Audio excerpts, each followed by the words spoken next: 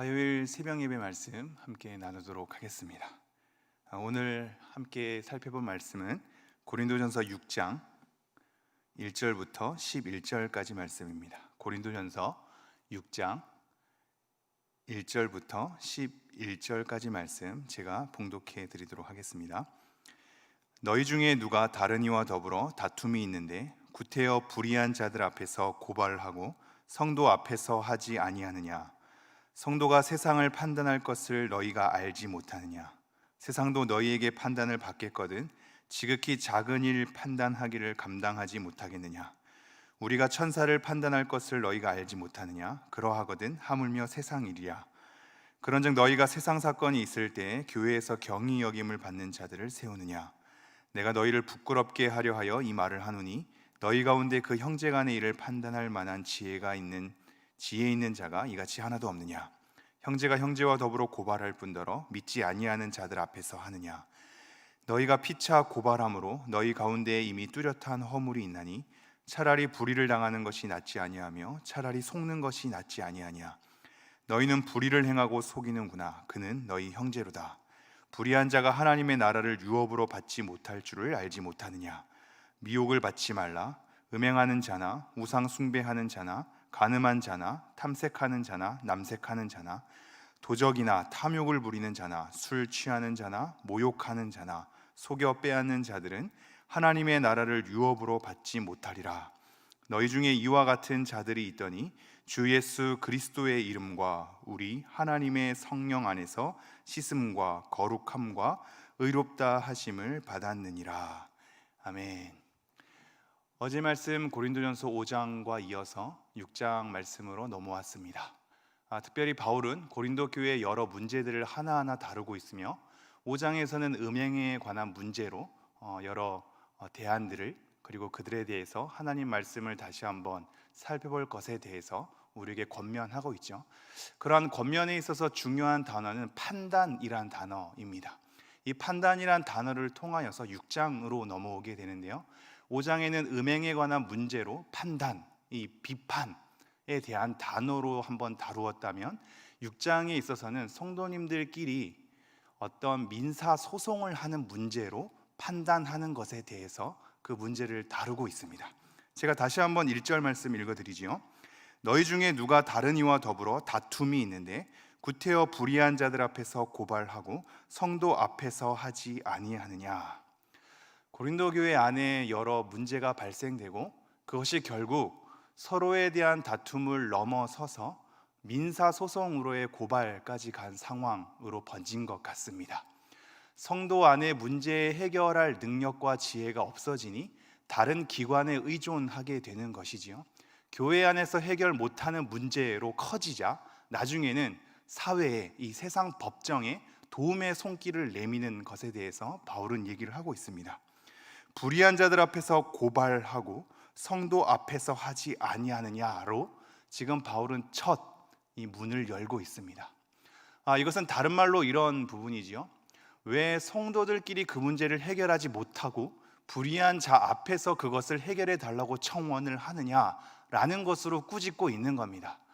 성도 안에 하나님을 믿고 그리스도 안에서 우리가 하나님 말씀을 따라 가고자 노력하는 함께 몸된 지체요 형제 자매들인데, 우리끼리의 문제를 우리가 하나님의 말씀을 가지고 해결하지 못한 채 점점 그 다툼이 커지고 세상 법정, 즉 하나님을 믿지 않는 자들 앞에서 그것을 해결하려고 발버둥 치는 것이 과연 타당한가를 지금 바울은 묻고 있습니다. 그러면서 2절 이렇게 얘기하죠. 성도가 세상을 판단할 것을 너희가 알지 못하느냐? 세상도 너희에게 판단을 받겠거든 지극히 작은 일 판단하기를 감당하지 못하겠느냐? 지금 6장 1절부터 11절까지는 이 중요한 세 문장이 등장하는데요, 동일한 문장이 3번 등장하는데요, 너희가 알지 못하느냐입니다. 이게 2절에 등장하고 3절도 우리가 천사를 판단할 것을 너희가 알지 못하느냐. 나중에 9절로 넘어가면요, 불의한 자가 하나님의 나라를 유업으로 받지 못할 줄을 알지 못하느냐. 지금 바울은 다시 한번 하나님의 말씀을 깨닫게 하고 있습니다. 너희가 지금 잊고 있다. 너희가 온전히 하나님의 말씀을 가지고 그것을 다시 한번 판단하며 분별해야 될 책임이 있음에도 불구하고 그것을 놓치고 있으니 너네가 이러한 책임이 있는 줄을 알지 못하느냐라는 것으로 3번 강조하면서 우리에게 가르침을 주고 있는 겁니다. 다시 한번 2절로 돌아가죠.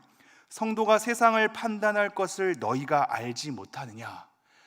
하나님의 부르심을 받은 거룩하게 구별된 우리 이 성도들은 사실상 하나님의 말씀을 가지고 세상에 있는 일들을 분별하고 판단해야 할 자들입니다.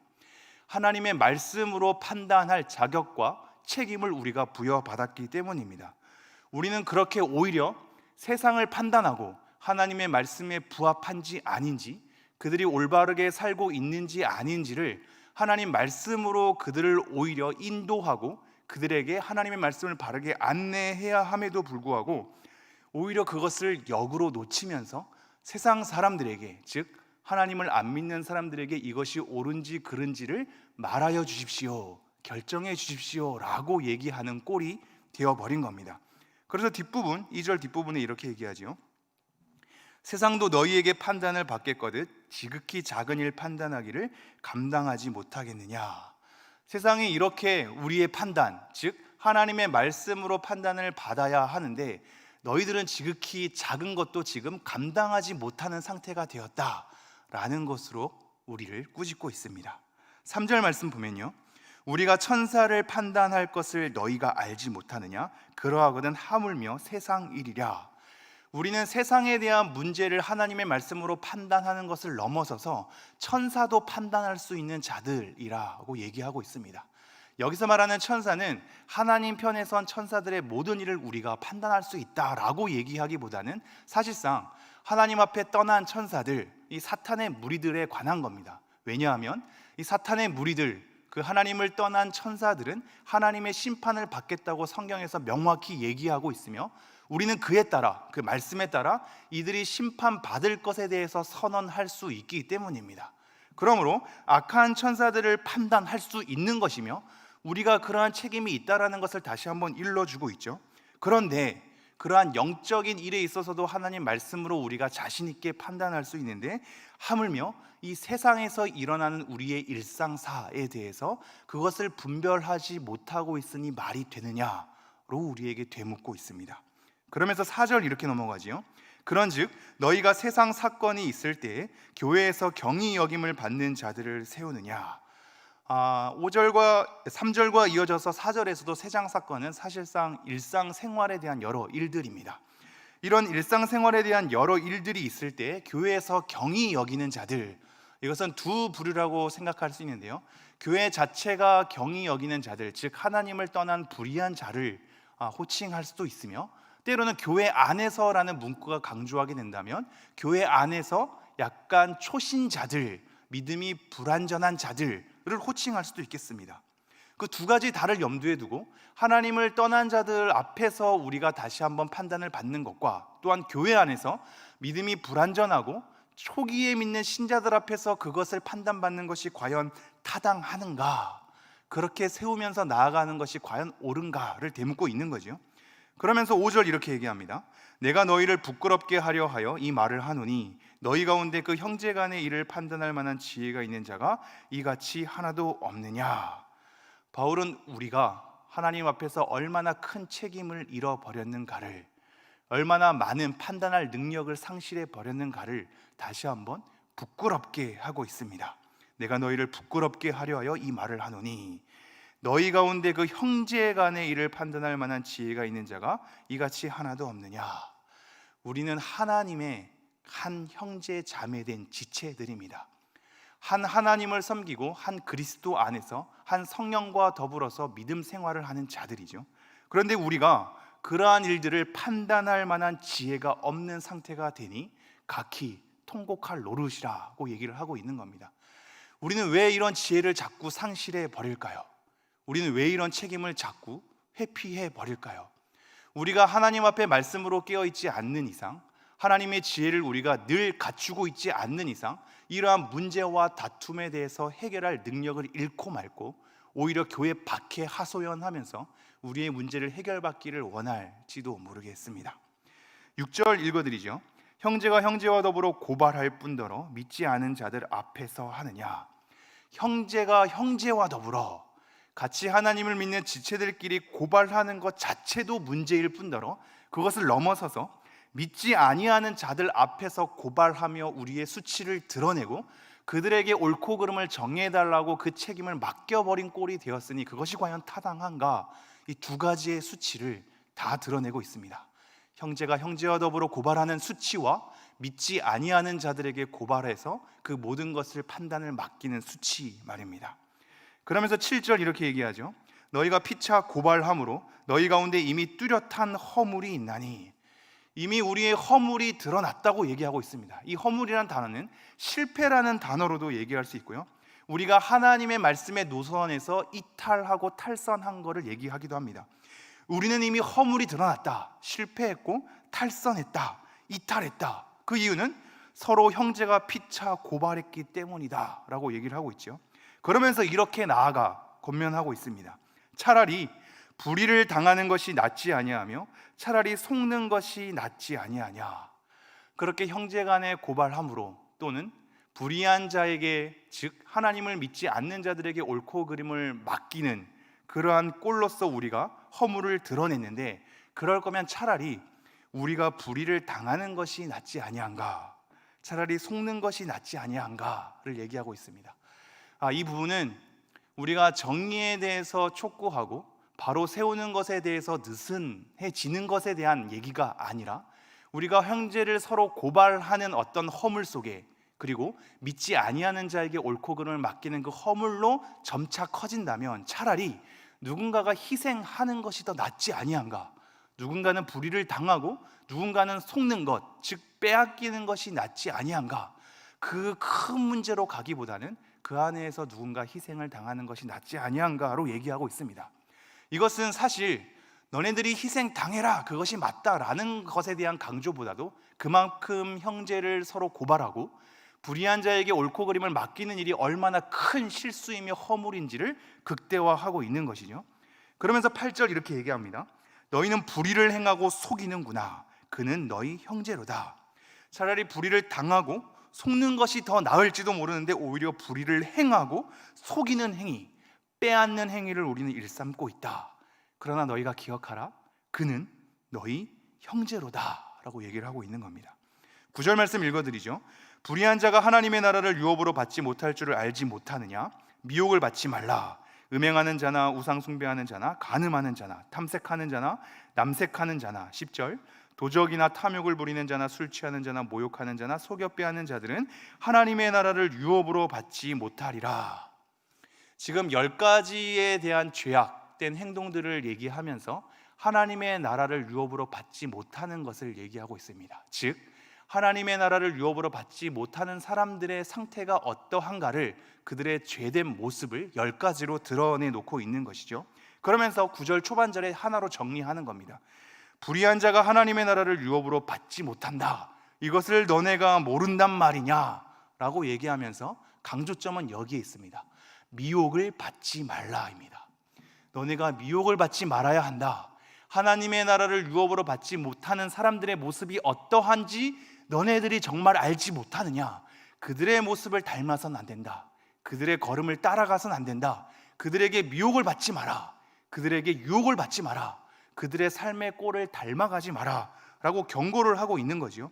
그러면서 11절 이렇게 얘기합니다. 너희 중에 이와 같은 자들이 있더니 주 예수 그리스도의 이름과 우리 하나님의 성령 안에서 씻음과 거룩함과 의롭다 하심을 받았느니라. 이 말씀은 좀 쉽게 제가 정리를 해드리겠는데요, 하나님의 나라를 유업으로 받지 못하는 자들의 모습을 열거하면서 예수 그리스도의 이름과 우리 하나님의 성령 안에서 씻음과 거룩함과 의롭다 하심을 받았느니라 라는 말이 나오니, 우리가 하나님을 믿고 씻음을 받고 거룩함과 의롭다 하심을 받은 상황에서 불의한 자들과 같이 그러한 일을 행하면 하나님의 나라를 유업으로 받았다가 다시 못 받게 되는 상태로 나아갈 것이다 라고 얘기하는 것이 아닙니다. 하나님의 신실함을 통하여서 우리는 구원받았고 씻음을 받았고 의롭다함을 받았으며 우리는 거룩함을 입었죠. 그러한 하나님의 일하심이 우리의 불의한 행동 때문에 없어지거나 상실되지는 않습니다. 우리가 하나님의 능력보다 크지 않기 때문입니다. 하나님의 신실함을 통해서 우리의 중생과 씻음과 그런 거룩함과 의롭다 하심은 계속적으로 유지되죠. 그런데 불의한 자들, 즉 하나님의 나라를 유업으로 받지 못하는 자들의 모습을 얘기하면서 우리에게 하고자 하는 말은, 우리가 이미 씻음과 거룩함과 의롭다 하심을 받은 하나님의 나라를 유업으로 받은 자들인데, 마치 하나님의 나라를 유업으로 받지 못하는 자들처럼 행동하는 것이 말이 되느냐? 그들의 미혹을 받지 마라. 정신 차려라. 너희들이 다시 한번 하나님 나라의 유업을 받는 자들의 모습을 지녀라. 그들과 같이 행동하지 말고, 하나님의 나라를 유업으로 받지 못하는 자들처럼 행동하지 말고, 하나님의 나라를 유업으로 받은 씻음과 거룩함과 의롭다 하심을 받은 사람들처럼 다시 한번 행동하라 라고 촉구를 하고 있는 겁니다. 정리하겠습니다. 여러분, 오늘날 우리가 하나님의 말씀을 가지고 심혈을 기울이고, 하나님의 말씀을 가지고 일상생활을 분별하며, 하나님의 말씀을 가지고 우리 안에 있는 여러 트러블들을 해결하고 있는 지혜를 갖추고 있는지를 돌아봐야 하겠습니다. 우리가 일상 속에서 하나님의 말씀에 깨어있지 않는 이상, 평소 아무런 문제가 없을 때 더욱더 하나님의 말씀을 붙들지 않는 이상, 여러 문제가 일어났을 때 그것을 대처할 수 있는 지혜가 생성되지 않음을 우리는 경각심을 가져야 하겠습니다.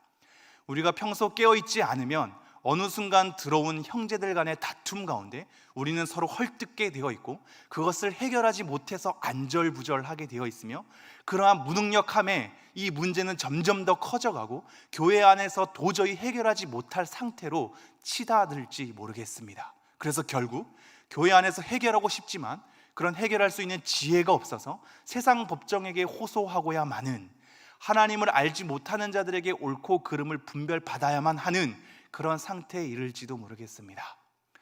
우리 다시 한번 오늘 말씀을 통해서 더욱더 깨어있기를 소망합니다. 우리가 누군가의 형제의 다툼이 있다면 그것에 대해서 권면하고 중재하고 하나님의 말씀으로 다시 한번 화해하고 하나님 앞에서 하나 되는 그런 걸음으로 인도해야 되지 않겠습니까? 오늘도 하나님의 지혜를 구하면서 하나님의 말씀을 충분히 우리가 읽어내며 하나님의 뜻을 헤아리는 삶이 우리 일상 가운데 있어서 우리의 일상의 여러 사건들을, 문제가 일어날 때마다 지혜롭게 해결할 수 있는 우리가 되기를 간절히 소망합니다. 이것을 놓고 우리의 신앙을 돌아보며 함께 기도하는 시간 가졌으면 좋겠고요. 한국에 있는 모든 교회가 하나님의 말씀으로 지혜를 평소에 잘 갖추며 나아갈 수 있는 교회가 될 수 있도록 우리가 함께 기도하며 나아가도록 하겠습니다. 기도하겠습니다.